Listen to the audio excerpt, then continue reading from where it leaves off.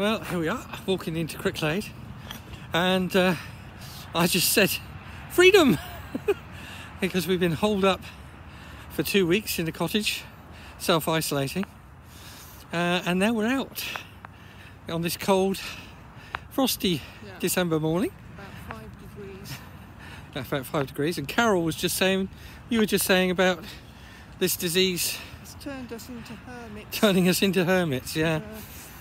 The human race. Because we've all been sort of keeping ourselves to ourselves. Well, a lot of us have. But, oh boy, it does feel nice to be out in the fresh air. It's been cold. It was a cold night. We had to put the engine on about 5 o'clock this morning to top up the batteries because the heating had been coming on and off throughout the night. Well, from the evening really, when we parked up. Sort of afternoon we'd had the heating on, obviously, and the fan takes up battery power, and of course with the short days and only a short run really yesterday down from Bicester, the batteries were, well, pretty much charged, but they just haven't got enough amp hours in them to last all the way through the night with that kind of usage, all through the day. And then we had to put the engine on again about, I suppose it was about 5 o'clock, 6 o'clock, and although it was getting 7 o'clock, it was getting light. So it was a bit later than that, wasn't it? 8ish. Was it? Yeah, so I got up. Yeah. So actually I got up at 25 to 9.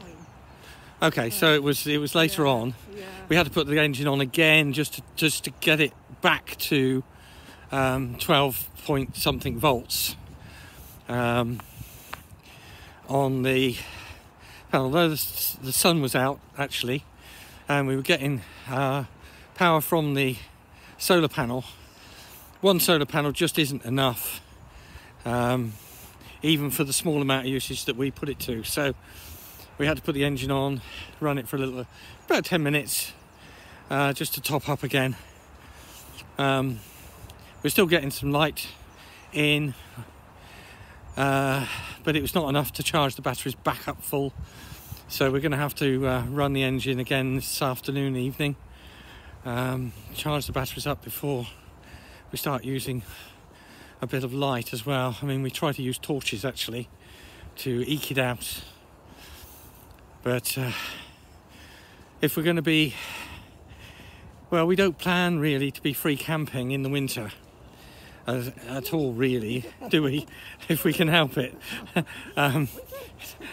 But we've got this sort of 3 nights here because that was the soonest we could get onto the campsite, and we needed to be here for injections and so on. So flu jabs, and Carol's got an appointment with the doctor as well. So we're sort of catching up on all that stuff, having been away. It's just more convenient to be here from that point of view. So we try not to, because you know, the thought is put another couple of solar panels on, boost up the batteries a bit more, maybe get some bigger batteries that will give us more amp hours.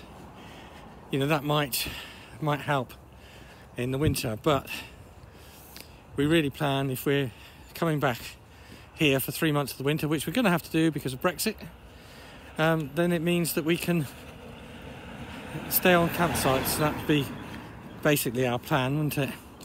Yeah. So the money to lay out for solar, Really. yeah, it's, do we spend the money on solar and free camp where we can, which isn't easy in this country, or do we go on campsites and spend the money on being on a campsite with electric, and then we don't have to worry about it? I think on balance we're probably going to the campsite side of things. It's not so bad if you just do one night and then Yeah. travelling, And then one night. and maybe another night. Yeah, because it charges the batteries up nicely. En route to somewhere, but sitting still. For when more than one. Got heavy cloud, even in summer. Yeah. You know, I mean, you don't need the heating, but yeah, it's just we're not equipped. The van is not equipped for that kind of lifestyle.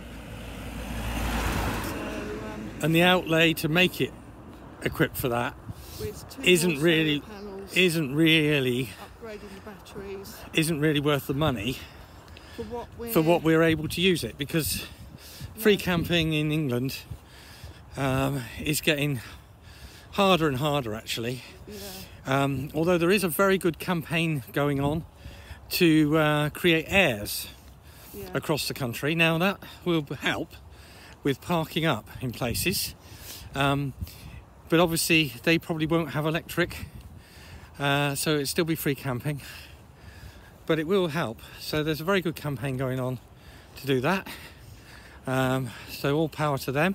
We've joined that group, and even when we're planning to go down to Spain next winter in 12 months time,